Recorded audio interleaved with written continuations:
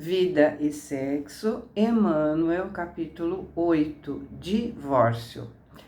O divórcio é lei humana que tem por objetivo separar legalmente o que já de fato está separado. Não é contrário à lei de Deus, pois que apenas reforma o que os homens han feito e só é aplicável nos casos em que não se levou em conta a lei divina. Esse é um trecho do item 5 do capítulo 22 do Evangelho segundo o Espiritismo. E aí Emmanuel começa, partindo do princípio de que não existem uniões conjugais ao acaso, o divórcio, a rigor, não deve ser facilitado entre as criaturas. Então, vamos lembrar que não existe acaso. As pessoas se unem para construir algo, pode ser prova, pode ser expiação, mas nunca é acaso. É aí, nos laços matrimoniais definidos nas leis do mundo, que se operam burilamentos e reconciliações. Então, perdões que são vividos e dados, endereçados à precisa sublimação da alma, a evolução da alma. Aquele que precisa se acertar com a pessoa, as almas são libertas. Vamos lembrar do livro que acabamos de estudar, E a Vida Continua, onde o André Luiz conta, dois casais que estavam vivendo união de acertos. Ele desencarna e dos perdões são dados. Ela desencarna e os perdões são dados. Eles se unem para ajudar os envolvidos em ambas as uniões. Ajudam a unir para acertos a serem feitos. Se reconhecem como espíritos afins e se casam no plano espiritual. Portanto, o casamento é a união de pessoas que estão se amando ou se burilando. O casamento será sempre um instituto benemérito, acolhendo no limiar, em flores de alegria e esperança, aqueles que a vida aguarda para o trabalho do seu próprio aperfeiçoamento e perpetuação. Com ele, o progresso ganha novos horizontes e a lei do renascimento atinge os fins para os quais se encaminha. Entretanto, ocorre que a sabedoria divina jamais institui princípios de violência, e porque o espírito em muitas situações agrave os próprios débitos, dispõe da faculdade de interromper, recusar, modificar, discutir ou adiar transitoriamente o desempenho dos compromissos que abraça. Então, livre-arbítrio sempre. Quanto mais suave for o desenlace, mais fácil será o acerto futuro. Podemos adiar, mas não podemos deixar de resolver. Em muitos lances da experiência, é a própria individualidade na vida do espírito, antes da reencarnação, que assinala a si mesmo o casamento difícil que fará na instância física, chamando a si o parceiro ou a parceira de existências passadas para os ajustes que pacificarão a sua consciência, à vista de erros perpetrados em outras épocas. Porém, reconduzida à ribalta terrestre e assumida a união esponsalícia que atraiu a si mesma, ei-la desencorajada face dos empecilhos que se desdobram à sua frente. Então, quantos de nós deserta desse combinado? Vimos no livro Sexo e Destino quanto replanejamento é feito por conta disso. Por vezes, o companheiro ou a companheira voltam ao exercício da crueldade de outros tempos, seja através de menosprezo, desrespeito, violência ou deslealdade. E o cônjuge prejudicado nem sempre encontra recursos em si para se sobrepor aos processos de dilapidação moral de que é vítima.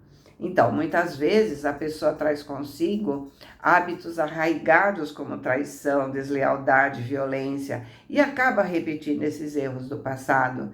E como Emmanuel está dizendo, o companheiro nem sempre consegue resistir o sofrimento de que está sendo vítima, podendo até partir para vícios, para o suicídio.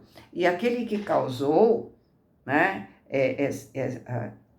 essa, vamos chamar de fuga do companheiro, né?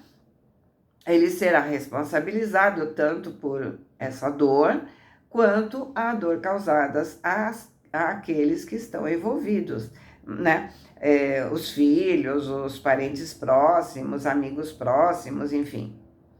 Muitas vezes, constrangidos às últimas fronteiras da resistência, é natural que o esposo ou a esposa, relegado ao sofrimento indébito, se valha do divórcio por medida extrema contra o suicídio, o homicídio ou outras calamidades que complicariam ainda mais o seu destino.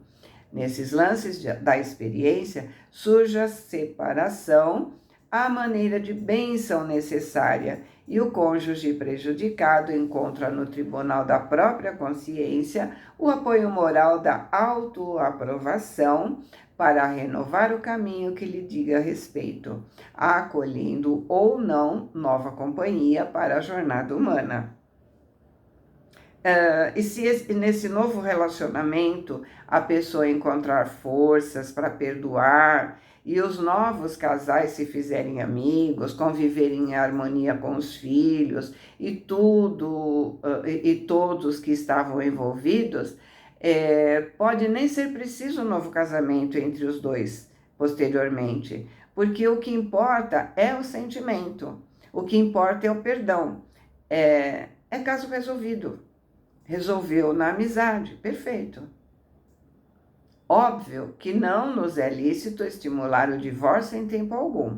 Nos compete apenas, nesse sentido, reconfortar e reanimar os irmãos em trabalho nos casamentos de provação, a fim de que se sobreponham às próprias suscetibilidades e aflições, vencendo as duras etapas de regeneração ou expiação que rogaram. Imploraram, né, para resolver a situação. Só que não lembra. Antes do renascimento no plano físico, em auxílio a si mesmos, ainda assim é justo reconhecer que a escravidão não vem de Deus e ninguém possui o direito de torturar ninguém frente às leis eternas. Então, não temos direito de nos meter na vida de quem quer que seja, nem temos conhecimento para isso também, né? O divórcio baseado em razões justas é providência humana e claramente compreensível nos processos da evolução pacífica. Efetivamente, Jesus ensinou: não separeis o que Deus ajuntou, e não nos cabe interferir na vida de cônjuge algum, no intuito de arredá-lo da obrigação a que se confiou. Aqui precisa ficar claro, né, que o que Deus juntou não tem nada a ver com religião, não tem nada a ver com interesses, tem a ver com sentimento, com amor. A união aprovada por Deus é abençoada por Deus quando é amor verdadeiro. Porém, ocorre que, se não nos cabe separar aqueles que as leis de Deus reuniu para determinados fins, são eles mesmos os amigos que enlaçaram pelos vínculos do casamento que desejam a separação entre si, tocando-nos unicamente a obrigação de respeitar sua livre escolha sem ferir sua decisão.